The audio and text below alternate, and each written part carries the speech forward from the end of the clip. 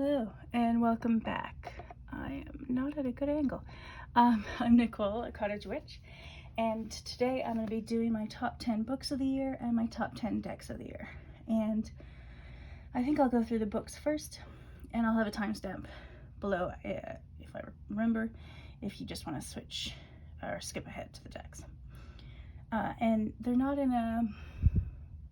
are in a particular order, but they're not in an order of preference. They're in an order of, I started the year out with these ones and worked my way through to these ones. And so one of the books I read earlier in the year that I absolutely adore is Carlo Rovelli's Sept, leçons de physique. And it's 7 brief lessons in physics. And don't let the title put you off. It is very brief, but it's also stunningly beautiful. It's one of the most beautiful books I've ever read. Like, I know I've talked about Braiding Sweetgrass on my channel before, and if you've ever read that one, I would put it in sort of the same, like, degree of gorgeousness in terms of books I've read about sciencey things. It's just, oh, he's so poetic, and so, like, the writing is just gorgeous. And he writes in Italian, so both the English and the French versions that I've read are translations, but they're so beautiful, and I love them so much. So if you have any interest at all in the sort of, what does it say here, the mysteries of the world, the beauty of the world, and beauty that will take your breath away, which, yes, this book will do that. So I loved that one. Another book I loved was The Ode Less Traveled, Unlocking the Poet Within by Stephen Fry. And I love Stephen Fry. And this book is 5 stars for me. It's so fun. It's everything I wished every English teacher ever was. It makes me think that if more English teachers were like this, more people would love reading, just generally, and poetry specifically. It's so much fun. And I listened to the audiobook version of this, actually, and started doing he's got little assignments for you. And I didn't do all of them, because, you know, you're not getting checked up on like you would in school. But I did some of them just on my phone, because that was the easiest way for me to do it. And yeah, I loved it. Big fan. He gives really great examples from both fantastic, well-known poets, but also his own. Like, when he sets I'm not explaining this very well. When he sets a task for you to do, he'll do it himself. And like poetry. So there's all these poetry exercises. And often he'll give you examples of what he's done to show what he means. And also, I think, to show that they don't have to be, you know, Wordsworth or Byron. They can just be you. And it's a delight. I love this book. The next book on my list is Tarot Deciphered, Decoding Esoteric, Symbolism in Modern Tarot by T. Susan Chang. And I listened to this as an audiobook after I listened to her podcast with Meleen, which is called Fortune's Wheelhouse. I always have to think about that for a second. And it's an amazing podcast. Highly recommend it. And the book is also fantastic. It's just, if you have any interest at all in some of the weirder esoteric aspects of tarot, that aren't maybe in the more straightforward guidebooks, it's the best one I've read for that sort of thing. No question. Of course, I haven't read some of the older stuff that's actually by Aleister Crowley, because I don't much like him. Which might be heresy for some people, but I really don't. I don't like not good people. So anyway, T. Susan Chang's book is fantastic, and her podcast with Emma Meleen is also top-notch. Highly recommend. Then I reread As Long as Grass Grows, The Indigenous Fight for Environmentalism Justice from Colonization to Standing Rock by Dina Gilio-Whitaker. or Gilio-Whitaker, I'm not sure.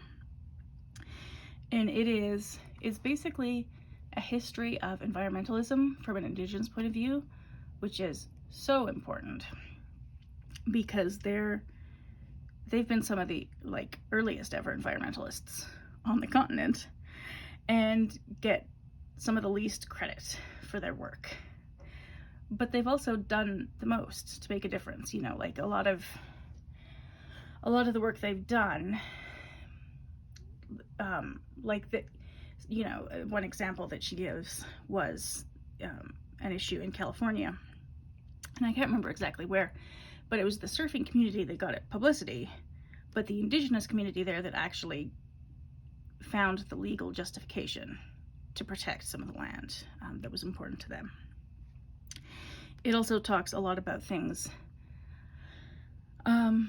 like environmental disasters that tend to disproportionately affect Indigenous people because, you know, reactors or pipelines or whatever will go through their land, and reactors will be either on their land or very close to it, and then they'll be the ones dealing with the consequences most directly.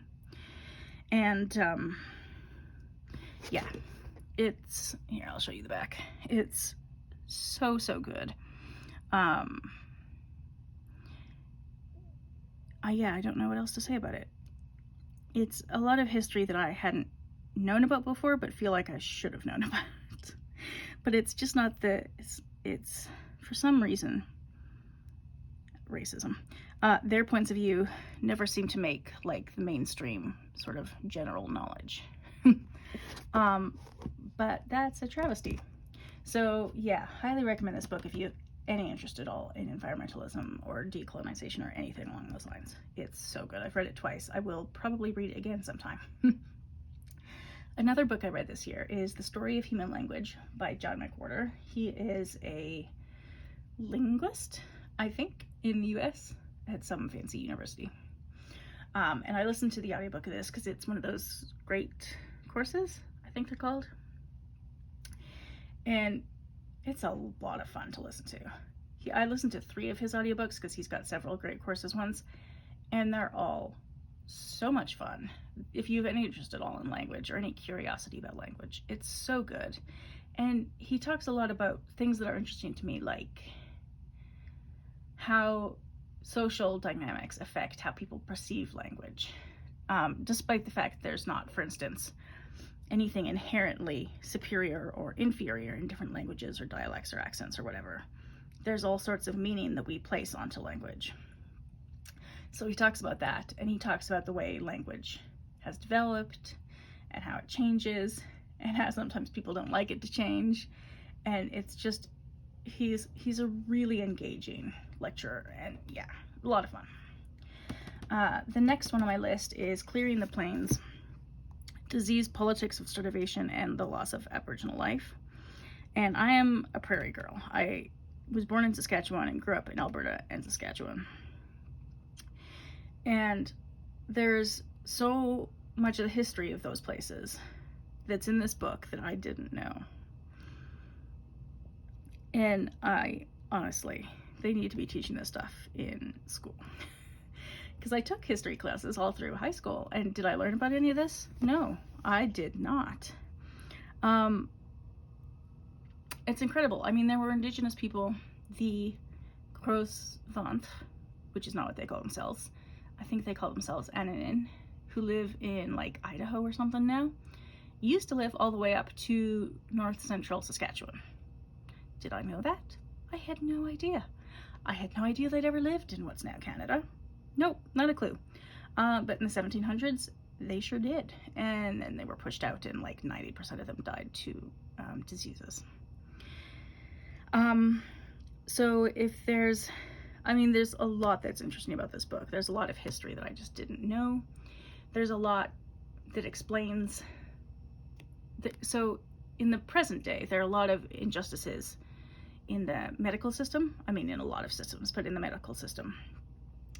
In particular, to do with Indigenous people and their access to healthcare, like equitable healthcare, that actually serves them well.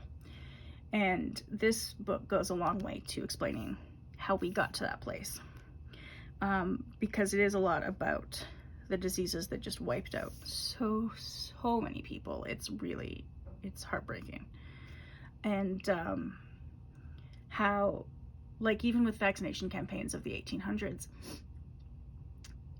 they vaccinated white communities first, and then sometimes Ottawa didn't even send vaccines for Indigenous people till like 2 years later. And as we know from the pandemic, a lot can happen and a lot of people can die in 2 years. So yeah, there was also some human trafficking that happened that I didn't know about, and it's ugly. It's the ugly side of our history, but it's really important to know, because there are a lot of people on the prairies, Indigenous people, who are still really suffering because of a lot of things that happened that are described in this book. And I think, I mean, you don't need to know the history in order to empathize with people suffering, but it does help explain how they ended up in such a terrible position through really not much fault of their own. And they're still paying for some of the choices that were made, you know, in the 1700s, 1800s.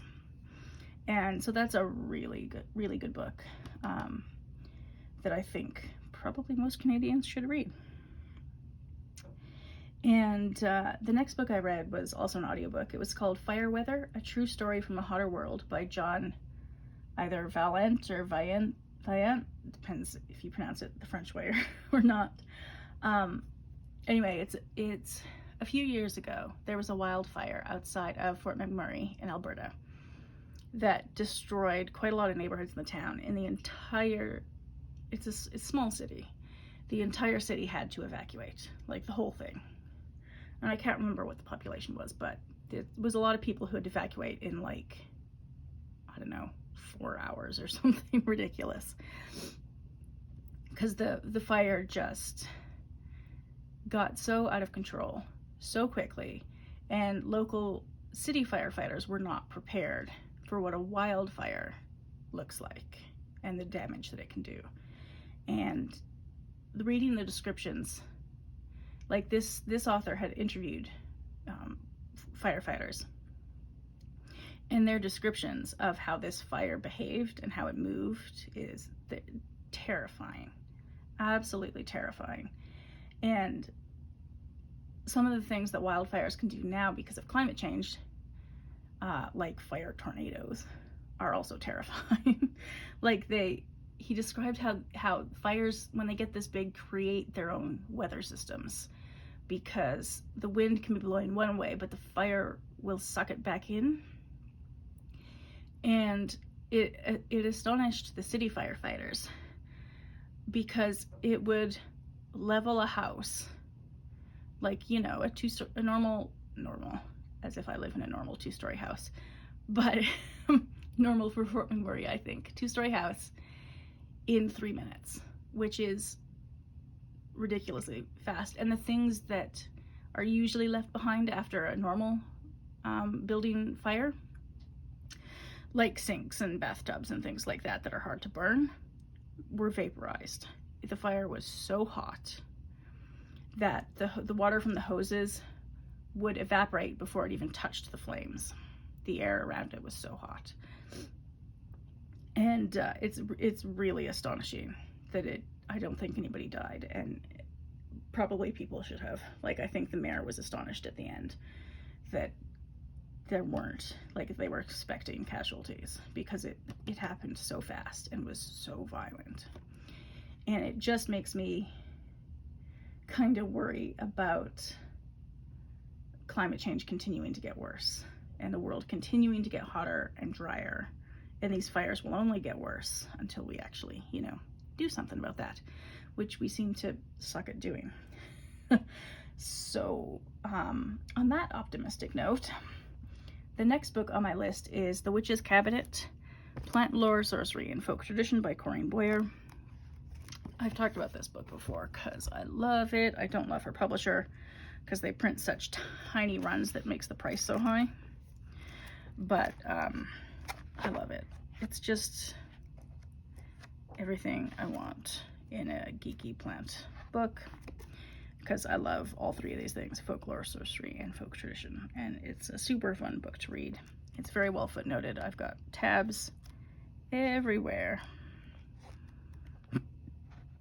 And yeah, I won't go on about it too much more because I've talked about it in, I think, previous videos, but I love it, and I'll read more of her books when I can find them. I'm not going to spend $200 on a book, but I will read more of her books because this one was exceptional.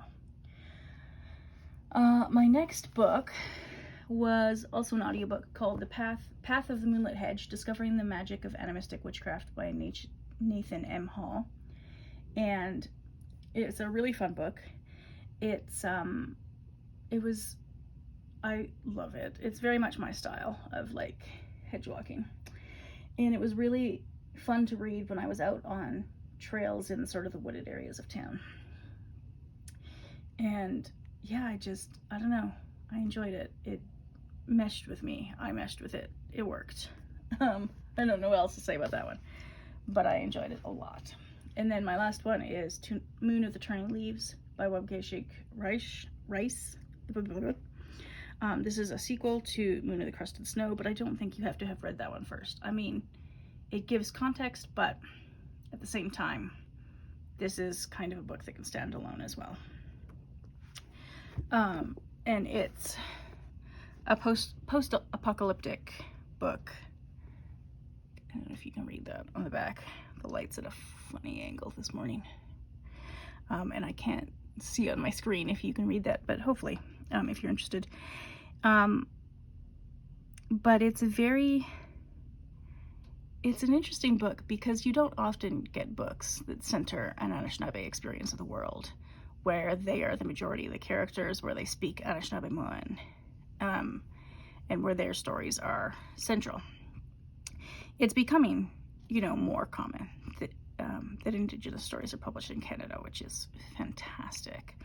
But this was really lovely. There was a lot of the Anishinaabe language, Anishinaabe-Moan, in the book, which really, it fit.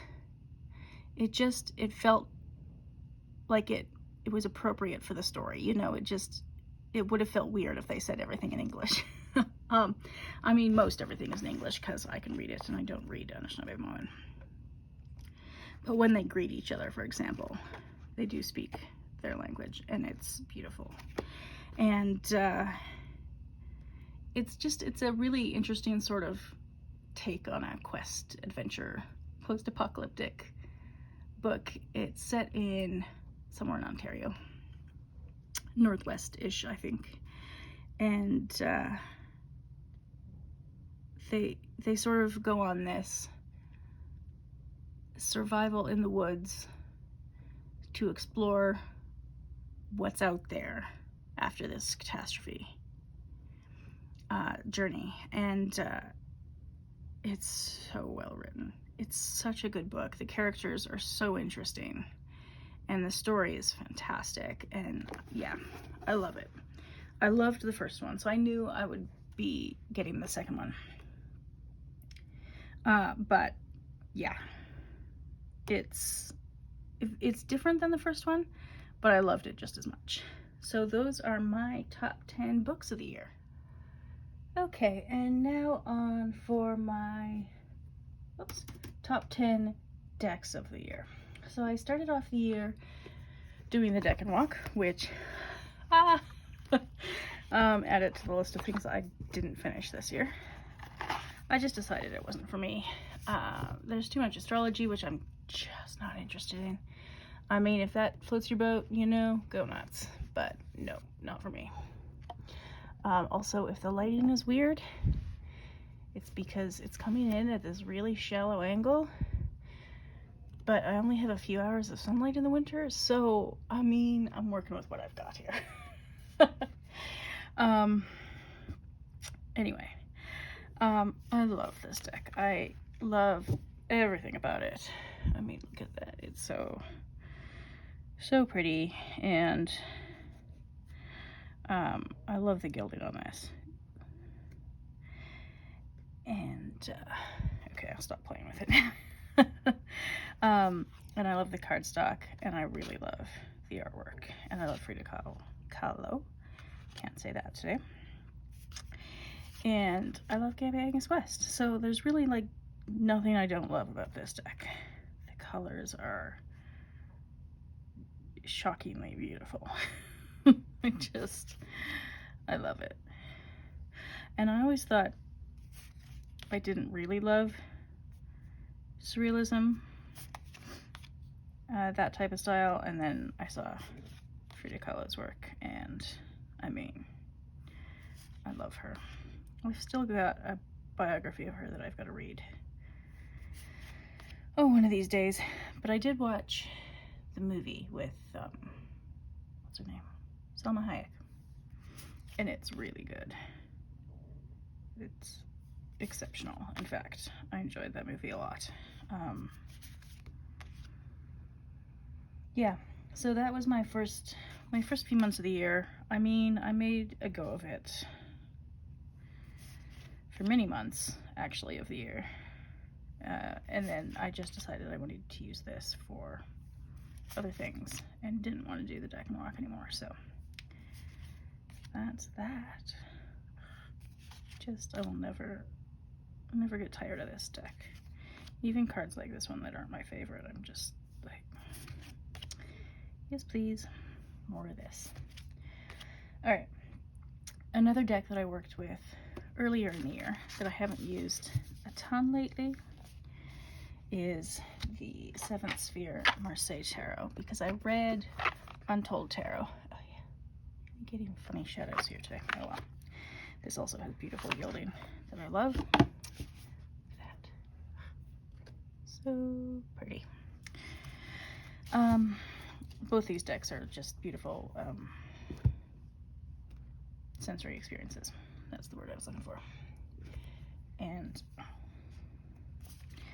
I'm not by any means adept at Marseille. I mean, frankly, I'm not even sure I'm adept at tarot. But it's fun, and I wanted to give Marseille a try. I'd never used pip decks before, and it took me a while to find a Marseille deck that I really liked the artwork of, because I don't really love the traditional sort of old-fashioned styles. Which is funny, because usually I like old things, but that sort of artwork for some reason just doesn't do it for me. This though really does. I love this artwork, and it's got this sort of gilding. What is that called? Is that called spot gloss on the titles? I don't know all the card production terminology, but I do love these cards, and I actually found it quite easy to use. I mean, I had to use the little white book, but it kind of made sense. And I used the little white book at first, and then I used some of the pages that I've got bookmarked in Untold Tarot that I sort of used as a guide. And I've since forgotten some of it because it's been a few months. But maybe next year I'll have another round of Marseille. I'm reading Camellia Elias's book, Read Like the Devil, I think it's called. I mean, I say I'm reading it. I haven't read it for about 2 months, but I started reading it, and I'll finish that maybe next year and try this out some more. But yeah, that's really fun. So I enjoyed that one.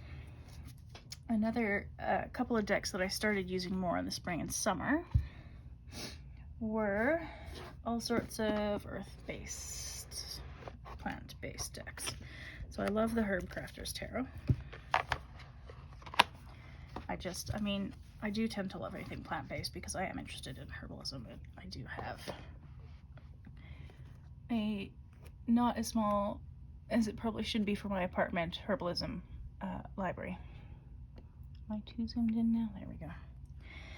And I love this deck. I love the structure of this deck. I love the artwork. I love all of the choices. Even the plants that I don't work with a lot, like, it makes sense. And even if I would have personally made different choices, this still works. And it's beautiful, and I love it. And I think, I mean, it's easier for me maybe than some other people because I already know something about a lot of these plants. Not all of them. This is one of my all-time favorites, this Cannabis as the Justice card, and also Marigold as Death. It's perfect. And yeah, so I've been learning about plants for the last few years. So I do kind of know a bit about a lot of these. I don't know a lot about a lot of these, but I know a little bit about a lot of these. I need to learn more about red clover because it is in my area, and I just don't know much about it yet. So that's one of the sort of spring, summertime decks that I've been using. Another one is the Gentle Tarot, which is a perennial in my collection. This is the mini one with the soft gold gilding, and it feels very, very smooth, like buttery smooth, and is so beautiful. And I will never ever get tired of this one.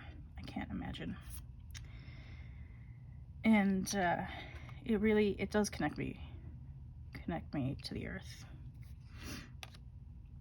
into this sort of like spirits of place, I guess you could say. Even though it was inspired by Alaska and I'm in Alberta, there's enough that's familiar, you know, and it's not super detailed. So, you know, this may be an Alaskan meadow, but could you find things like this in Alberta? Yeah, so, you know, it works for me. And I'm not as familiar with all the animals. That's the extra card.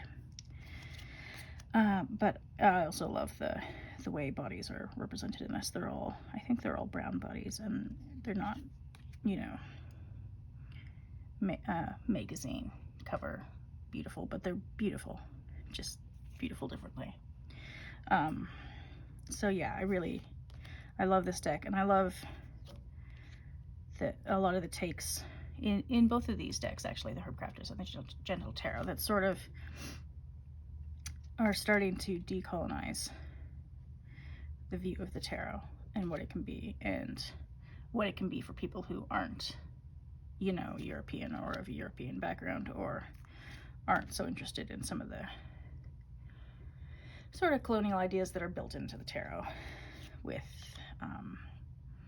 the Emperor and Empress and Pope and Popess and court cards and certain Christian ideas as well, with the devil and awakening and that sort of thing. You get a lot of, in some of the traditional ones, you get a lot of Christian imagery, which is understandable because that's where a lot of the imagery first developed. But I think it's time now to expand a little so that it works for more people. And yeah, so that's those two. And then the third summer one was the Herbalism deck that I created for myself. And so I went around and took a bunch of pictures. This is Bearberry, of plants that mean something to me or that I want to learn something about that are near me. And then I did a lot of research, read a lot of books, came up with tarot correspondences. I'm going to learn, one of my over Christmas holidays projects is to try and learn the botanical names of all the plants, because I'm not very good at those yet. And then associations, and then a whole bunch of herbal uses in various cultures, both European and Indigenous, to the place where I live. I mean, Macbeth is not exactly where I live, but it's on the other side of Canada. But anyway, it's hard to find Bearberry in European herbals. So that's what I did. So I've got, there are a few pictures that are not mine. That's echinacea, thyme. Some of these are from my garden, like the thyme. Some of these, like the willow, are from down by the river or just near me. Saskatoons, I love Saskatoons. If you have never eaten service berries, you are missing out. Actually, if you've never had spruce tips in something, you're missing out too.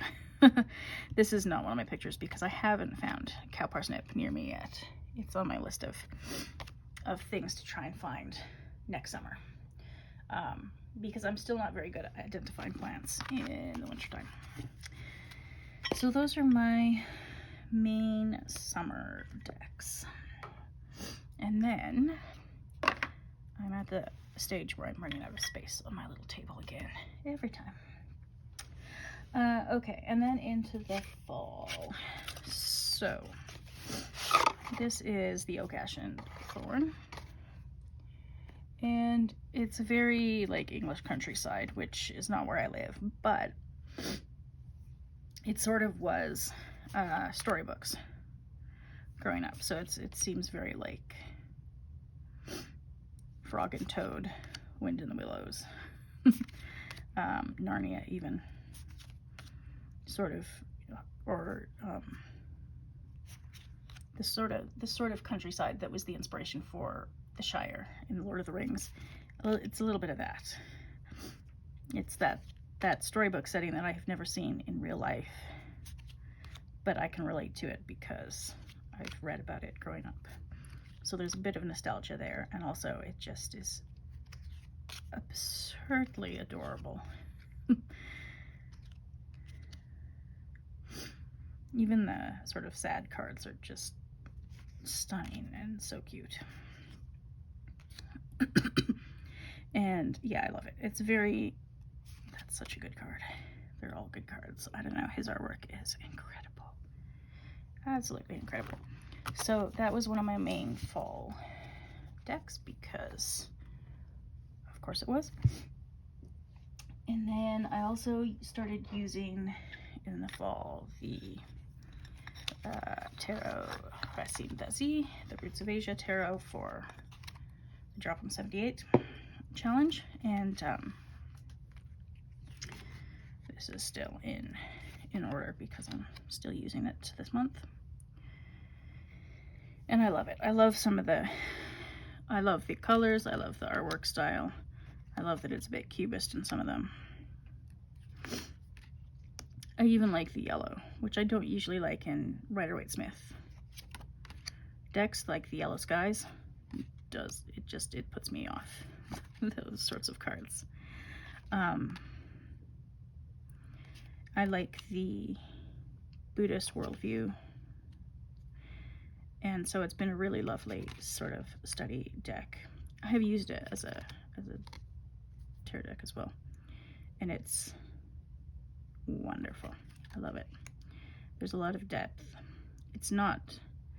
There are some like RWS moments, but there are also some things, because it uses a Buddhist worldview instead of a Christian one as the foundation, it veers off and does its own thing for some of them, and I love it.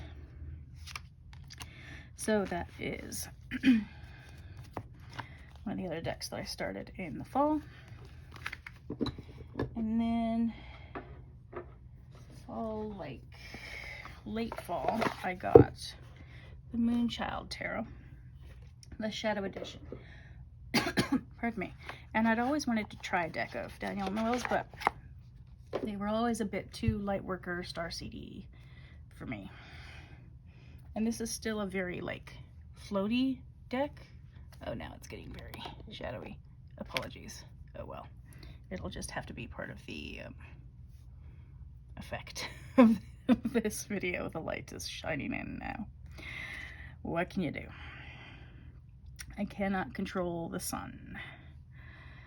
I mean, I could close my blinds, but then the light would be questionable in other ways. So anyway, I've just started getting to know this one. I've done the one deck Gone Wild with it, and I'm really enjoying it so far. It's got some different takes on some of the cards. This one's a bit different, for example. But yeah, it's working for me so far, and I'm glad I got it. And I think of all Danielle Noel's decks, this is the one that's going to suit me the most. I mean, that in particular. I love that image. I love this one too, actually. So that was my like October, November situation. And then the winter decks. So the last two are sort of more wintry decks. And one is, well, I use this in the fall as well.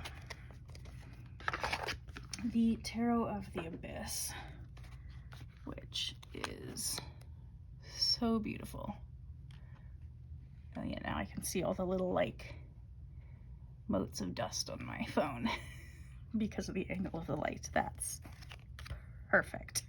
Okay. Yeah, I love Anna Train's artwork. It's so beautiful. And it's, even though it's just black and white and line work, it's so evocative.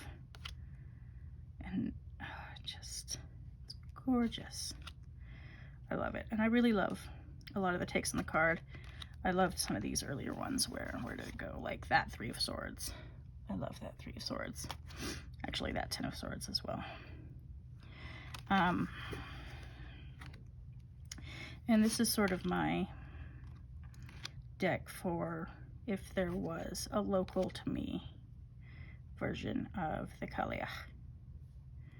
This would be the deck for her. I just love it, and it's very, I've only ever used it in the winter the last couple of years,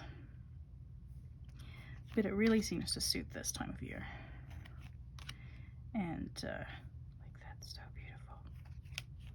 I don't know, her, yeah, she's such a talented artist. I can't even. And then my last deck is the Death Duel Oracle. There were a couple other winter deck contenders, but I've only had them for like 5 minutes. So this one I've had for a little bit longer. And it's just, I find it mesmerizing in a very strange way. And the keywords are interesting. They're different than some of the usual Oracle keywords that are sort of your standard, more predictable ones. Some of these are not predictable. Some of them may be okay, that's a little bit standard. Same with that one. But some of them are completely different, and some of them, they're quite abstract and just a mashup of images that kind of allow you to read into it just all sorts of things. It's open to a lot of possibilities, I think. And I find it strangely beautiful in a way that I might not have a few years ago. So yeah, those are my decks of the year, and my books of the year is a pretty good year for both decks and books. I mean, I spent too much money on both, but that'll happen. Oh well, I'm not really regretful. And yeah, that was 2023. It was a good year for books and decks. Not so good for other things, but what can you do on a list of things I don't have, you know, control over in the world. But from just a books and decks perspective, I found a lot of good ones, so that was a lot of fun. And hopefully next year will be just as interesting. So that was my top 10s for 2023. Thank you for watching, and I'll see you next time.